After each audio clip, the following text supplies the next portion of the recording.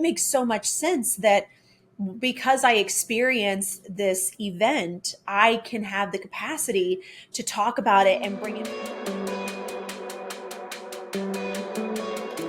Hello, everyone. Elle Ballard is here today on the Empower Global Women in Business podcast with my guest, Kat Polsinelli. Welcome, Kat. Hello, thank you, thank you. So excited, Elle. So excited. Great to see you. Kat is a dynamic speaker, MC, podcaster, and advocate. She speaks with law enforcement, healthcare, and universities on breaking the stigmas of domestic violence. Her mission is to open the doors to trauma, open the communication, teach those to be more curious, and teach others that while we may have not walked in their shoes, we can come from a place of understanding and compassion. Welcome, welcome. I love the work you do. How did it all start? This dedication, this mission to open the doors to this subject. I feel like it actually started way back when, and I didn't even realize it. You know, a lot of times I tell people that when I decided to step out of healthcare, which is what I originally was doing, and decided to step into the realm of entrepreneurship, I knew that I wanted to help people. That was the whole reason I went into the medical field to begin with as well. And it was really kind of interesting because as I did that, I was able to open myself up to, you know, all the different personal development training tools and different ways to learn about yourself and be able to continue to grow, which I kind of really fell in love with. And I enjoyed sharing that with people even more. And then I got into podcasting and sharing there. And then I just naturally kind of started sharing my story. I felt like there was a lot of relatability in it in regards to like trauma that we all have faced in one shape or form in our lives and how we can come together and understand and support each other because of that. And then about 2 years ago, I was actually speaking with a spiritual coach of mine, and she kept asking these questions about what I was wanting to do. And I knew that I really wanted to start speaking on this topic more. And I kind of had this epiphany at the moment. And I was like, oh my gosh, I have always been the person who wants to help other people, who wants to teach others, who stands up for other people when they feel like they can't be heard. Like I remember being like a teenager and doing that for people as well. I was like, so to me, it makes so much sense that because I experienced this event, I can have the capacity to talk about it and bring it forth because, you know, there's so many people that I have spoken with that have had an abusive situation that never talk about it. They don't want to relive it. They don't want to go through it, you know, and I have this unique ability to have that conversation and open doorways. And I think that's for not only speaking for me, but speaking for all of those that have been in that situation and leading the way for others to be able to see how we can do things differently moving forward. Beautiful. Beautiful. Yeah, I love that. You're so right. How many people have that, but they never share it? And so you are acting as an advocate for so many. So thank you for doing this work.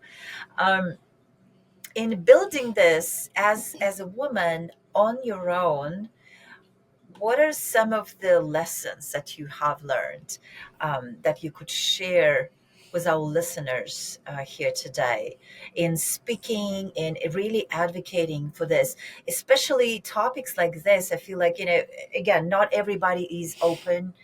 Even if they experience it, they're not open to discuss it.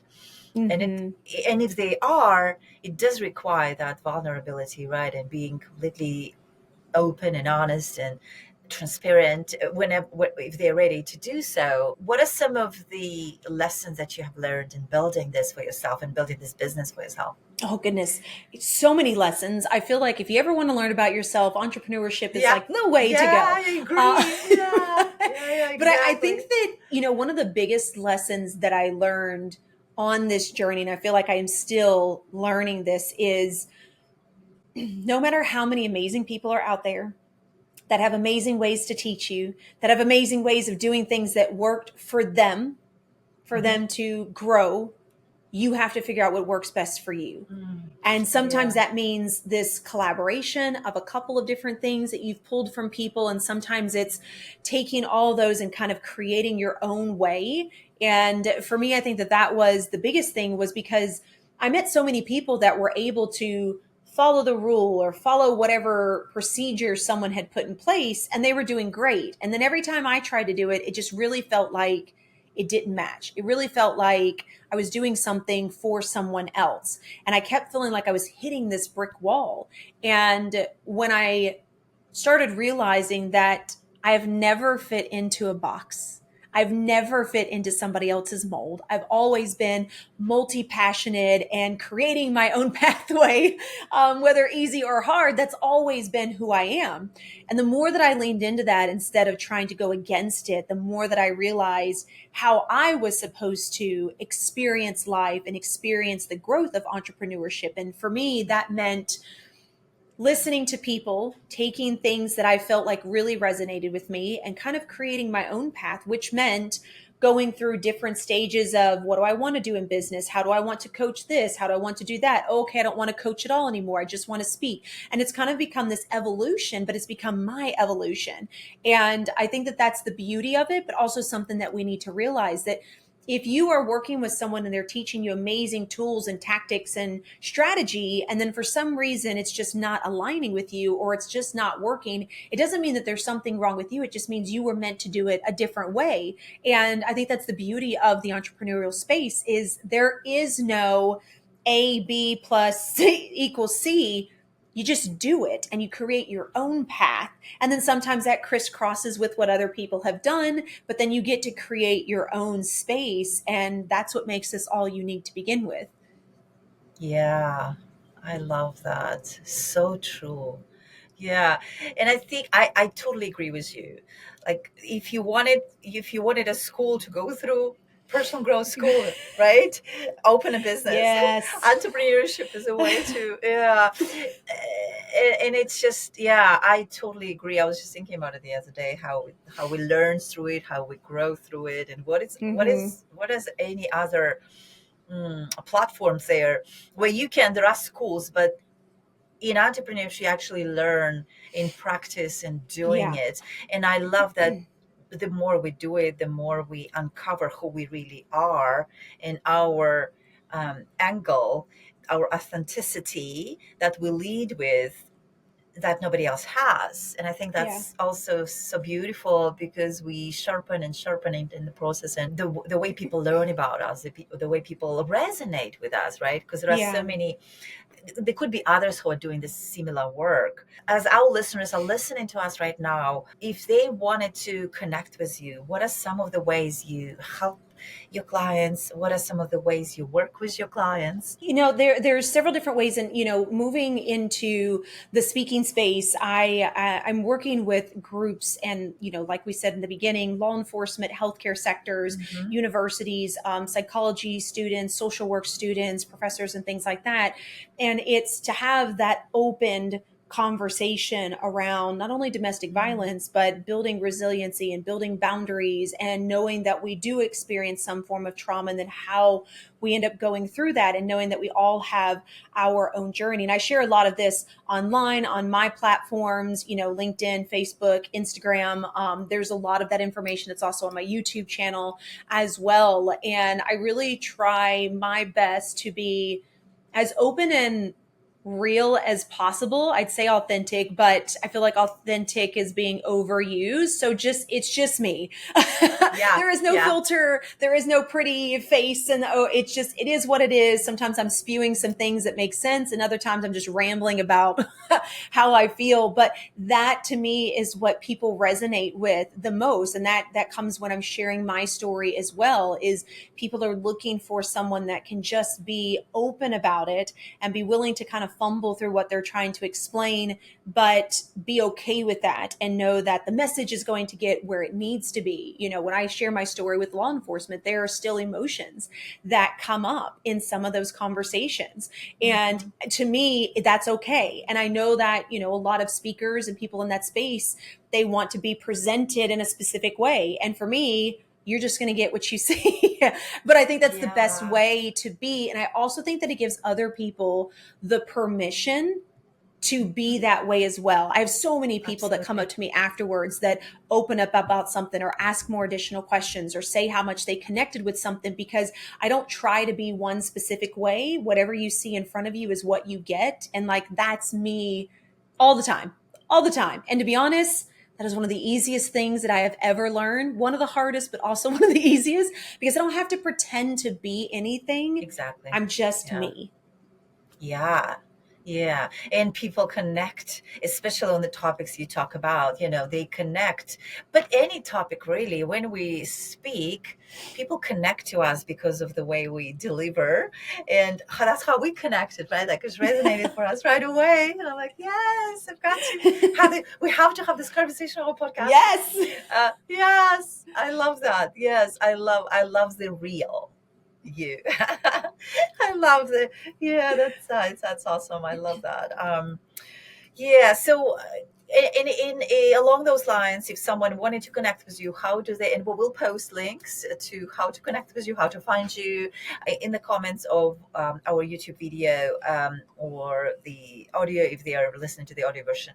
But if you could say it out loud, how they could connect and find you online as Yeah, well. definitely. So LinkedIn, I'm definitely very present on LinkedIn, Uh also huh. on Facebook and Instagram as well. But you can find me at the Lotus Effect. That's my tagline that you'll find across those. Hmm. Or you can visit my website. There's tons of information on that as well, and it's the lotus effect.com. So that's the best ways to get in touch with me. Same thing with YouTube. It's the Lotus Effect. So that's going to be the best ways to see all the Great. things Yeah. that's going on. Yeah.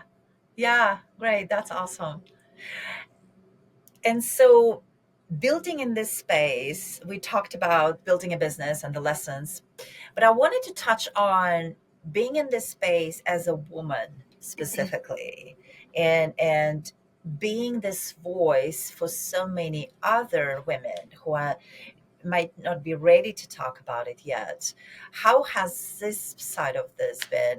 And of course, we are on the Part Global Women Business podcast as well. Um, what has been maybe an aha moment for you as a woman being in this space doing this work? Oh gosh, I feel like I've had so many aha moments. I think that, one of the biggest ahas that I had was, for the longest time, and I know we as women are very good at this one, we're really good at judging ourselves. We're really good Mm. at putting a lot of shame and guilt Yep. on what we're doing and what we're not doing, or how far we're into something, or what our age is that we're doing something. And what I have realized through my journey in taken a leap out of a secure job, and then also starting to share a story that most people do not want to speak about, is there's a lot more people that are actually open to hearing than you think Hmm. there are. And there's a lot less that want to judge you and shame you than you think there is. And I think that that's been one of the coolest things for me to realize and to see, especially speaking with law enforcement.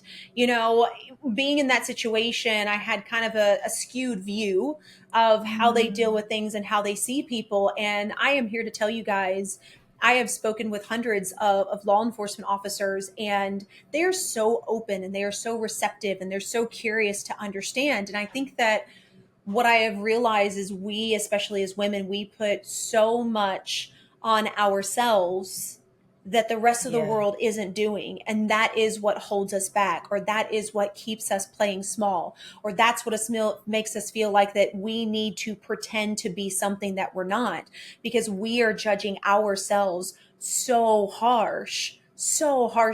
And it's been wonderful to see that I judge myself more than most people around me judge. You're always going to have some judgy people, right? That just is what it is. But for the majority, I can say I have not had people come to me and say, my gosh, I can't believe you went through that. Like, shame on you. Or I can't believe you let your kids go through that. Or gosh, I can't believe you stayed that long. Like, none of that has happened. And that was something I Yeah. was really worried of. And what I realized is I was putting all of that shame and all of that guilt and all of that fear on myself, because I Yeah. thought Mm. that that's what people would think. And people are a lot more open and receptive than we give them space to see. Yeah. So I think that's probably been one of the biggest ahas that I've had in this journey. Yeah, it's interesting. Yeah, the worst critics is inside, Yeah. inner me, enemy in me. Yeah. Yes. Thank you for sharing that. So, what's next for you, Kat? Ooh, what is next? A lot more growth in conversations. I'm actually really wanting to spread the message about destigmatizing domestic abuse and educating people Mm-hmm. on what it looks like on the inside, how to be more open and curious on the outside when you don't understand, and also educating our younger generations, so our college students, which was around the same age that I was in this situation, and educating them on how we can do better and learning to really love ourselves first, which will help Yeah. protect us from being victims of abuse and gaslighting and narcissism, because we learn to hold our own space. We learn to hold our own values. We learn to love ourselves first. And because we decide to do that, we know what we're worth, and we're not willing to allow someone to take that away from us. And I had to do that kind of backwards. And so I really want to spread this message and make this a common conversation, and not a, do we have this behind closed doors? Do we really have to talk about this? Is it Mm-hmm. really that big of a thing? Because yes, this is a major conversation. 1 in 4 women and 1 in 6 men have been in an abusive Wow. relationship in the United States. That is huge when we think That's about right. that. So it's time to start having these uncomfortable conversations and start bringing it to light, because if we don't, we Yes. can't solve the problem. So Mm-hmm. that is my mission. That is my goal, Oh, is to really push this beyond the boundaries, to make it be heard. yeah. Amazing. Amazing. Yes. Thank you. Thank you for doing the work that you do. Before we move to our rapid fire questions section, was there anything that you wanted to add? Oh, let's see. I always have something to add.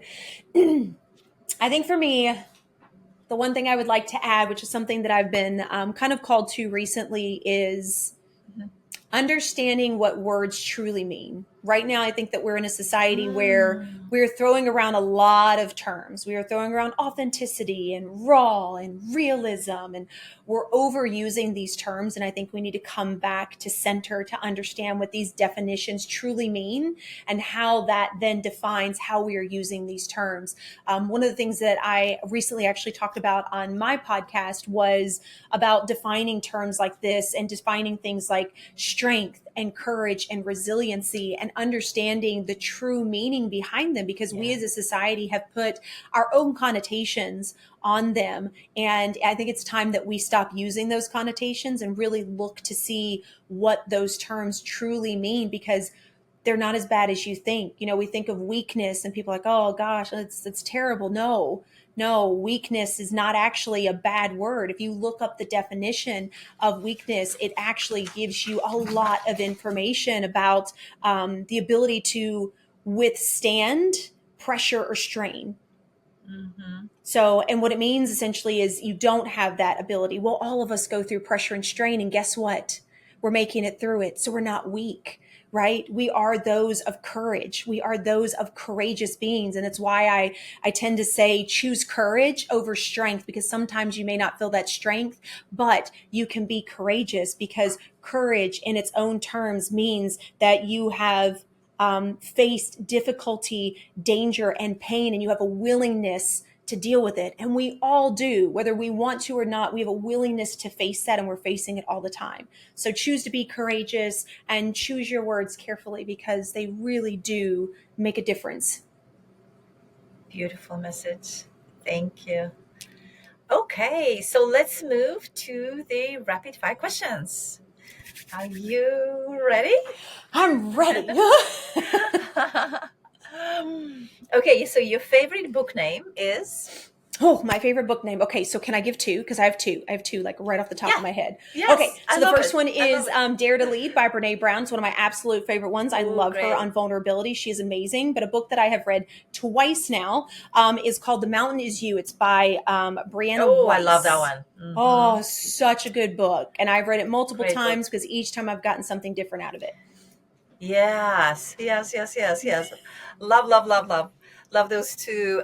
There's so many good ones, right? And I I agree know. with reread. Like it's so interesting how we just go back and read. And I think it was Paulo Coelho. I just reread so many times, and it's every time I read it, there's something new. Oh, Um, I'm rereading the Seat of the Soul right now. It's ooh. so interesting as well. How it's just some new things land, or the same things land differently every time. Okay. Oh, I like Awesome. that. Yeah, thank you for sharing. Okay, beach or mountains? Oh, beach 100%. Put me by the ocean. Yes, me too. Okay, favorite international destination to visit? Oh, well, I think it would be a favorite, but I haven't been there yet, and that would be Italy. But I have family that's over there, so. Oh, But I yeah, loved okay. Mexico. Mexico was absolutely a beautiful place to be, but Italy, I think, would definitely be in my top. Mm-hmm. Yeah. Okay, summer or winter? Oh, summer 100%. I hate the cold. Yeah, yeah. I don't Put me like in the the cold sun. either. I would so rather sweat than freeze. Sorry, you guys. Yeah, I grew up in a very cold weather, so don't miss that. Okay, and final question is things that you have discovered about yourself recently. Things that you Ooh, have discovered things about I've yourself discovered. recently. Oh, that's an interesting one. Things that I have discovered. Oh, that I love exactly where I am at, and I'm okay with that right now instead of pushing myself to wish I was something more. Oh, that's a good one. Thank you. I feel like that's a great reminder for a lot of us, just to staying in this place and really realizing already how far we've come. Yeah. Thank you for sharing so beautiful, such a beautiful insight. Well, thank you for so much for taking the time to be with me Yes. today, Kat, and always great to see you. Always powerful, great conversations, and we will post links and information about Kat and how to connect with her. And yes, thank you so much. Yes. Thank you. Yes. Thank you, and we'll see you soon.